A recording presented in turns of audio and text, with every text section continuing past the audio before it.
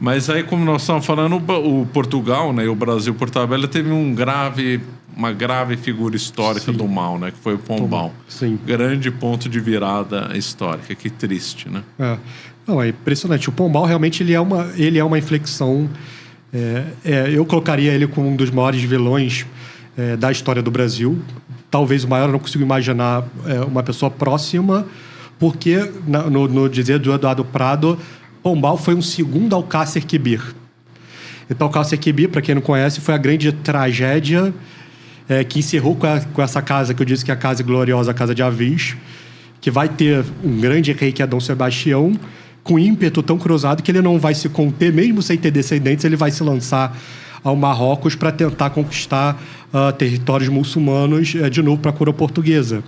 E vai morrer no Alcácer Quibir, e aquilo vai desestruturar a coroa portuguesa. Portugal vai, eventualmente, perder a sua independência para a Espanha durante 60 anos, né, de 1580 a 1740. Então, foi uma grande tragédia na história de Portugal. A segunda grande tragédia da história de Portugal foi Marquês de Pombal, o segundo Alcácer Quibir.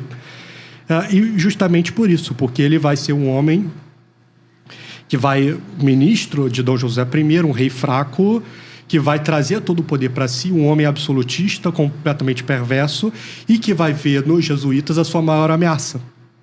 Então, é uma ameaça o absolutismo que ele desempenha ali, então por isso ele precisa, obrigado, professor, combater. E ele vai combater de forma muito eficaz, né? De diversas formas, divulgando e patrocinando a relação e outros documentos que vão difundir várias calúnias em relação à ordem jesuíta. E aí é preciso entender um pouco o que são os jesuítas para entender o tamanho do estrago. Então, na minha opinião, eu acho que quanto mais a gente vai estudando história, nós vamos nos identificando com alguns heróis, né? E a ordem jesuíta, para mim, na minha opinião pessoal, a maior ordem da história da Igreja. E por quê? Porque ela reuniu 3 atributos nos seus líderes que eram claros. Assim, o primeiro, um altíssimo nível de santidade. Então, Santo Inácio de Loyola, que é o fundador, ele era um nobre espanhol, ele vai ter uma experiência traumática em Navarra, que vai mobilizar suas pernas e vai se converter lendo a chamada Legenda Áurea, que é um livro até que o CDB já publicou. E ali, para a história, entrou como grande atributo de Santo Inácio de Loyola a sua extrema força de vontade. Então, talvez não tenha existido na história da humanidade pessoas que a gente possa colocar com um nível de força de vontade maior do que Santo Inácio de Loyola. Então, ele via como São Bento foi um grande monge, ele queria ser mais monge que São Bento. Via como São Francisco de Assis foi um grande mendicante, ele queria ser mais mendicante que São Francisco. E assim, sucessivamente. Cada grande atributo de um santo ele queria imitar. E é por isso que ele vai logo, se desfaz das suas roupas de nobre, veste roupas de mendigo e vai para a caverna de Manresa e rapidamente assume altas moradas, tem experiências místicas e compõe seus exercícios espirituais e começa a aplicar os exercícios espirituais na elite intelectual do mundo, que estudava ou na Universidade de Paris ou na Universidade de Alcalá. Então, de repente, você começa a ter, na Europa, pipocando em tudo quanto é lugar, gênios, santos que faziam milagres e que não sossegariam enquanto o último homem, no último recanto do planeta, não tivesse convertido para nosso Senhor Jesus Cristo. Então, a todo momento, você vai ter exemplos de milagres feitos por eles. São José de Anchieta, se você pegar o primeiro biógrafo dele lá, Simão de Vasconcelos, o primeiro livro é a história de São José de Anchieta, o segundo são seus milagres. Ou as vitórias inumeráveis dos jesuítas contra hereges de todos os tipos no debate intelectual, ou a sua virtude superior. Então, o CDB, por exemplo, publicou um livro chamado História da Companhia de Jesus, que tem lá umas 10, talvez, casos de doenças que espalhavam pela cidade e dizimavam todo mundo. E é impressionante que quando estourava doença numa determinada cidade, que estava disputa entre católico e protestante, os jesuítas faziam um xizinho do tipo, essa cidade está conquistada. Por quê? O vírus entrava por uma cidade e os pastores saíam pela outra.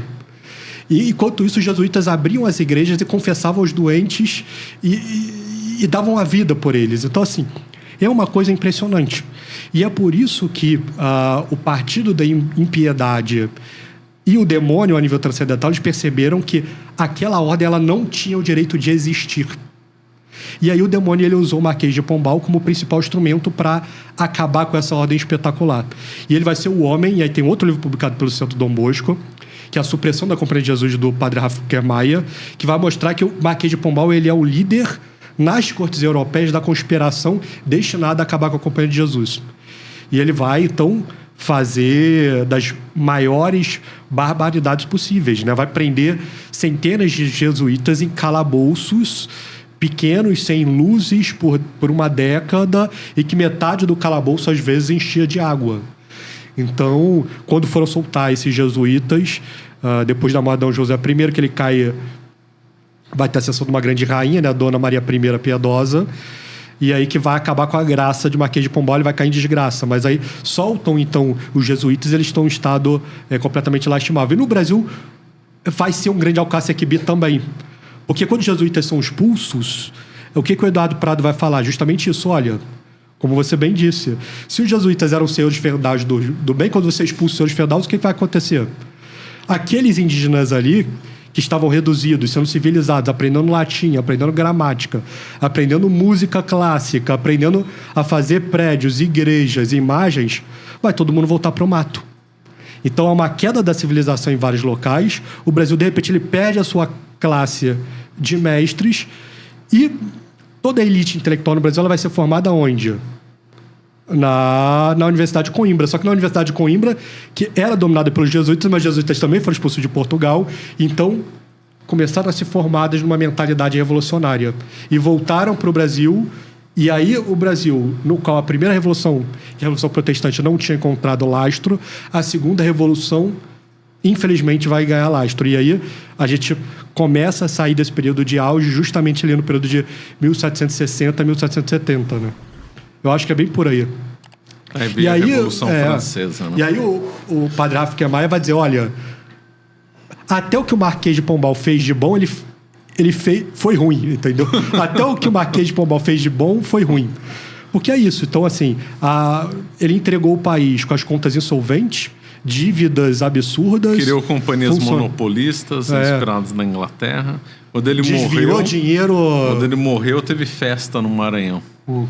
Porque ele atrapalhou a vida lá econômica do Maranhão. Abriu um canal para os seus vinhedos, né, com dinheiro público, então... Um desastre. Você acaba de assistir um corte do Caravelas Podcast. Na tela está aparecendo o episódio completo e outro corte. Muito obrigado pela atenção.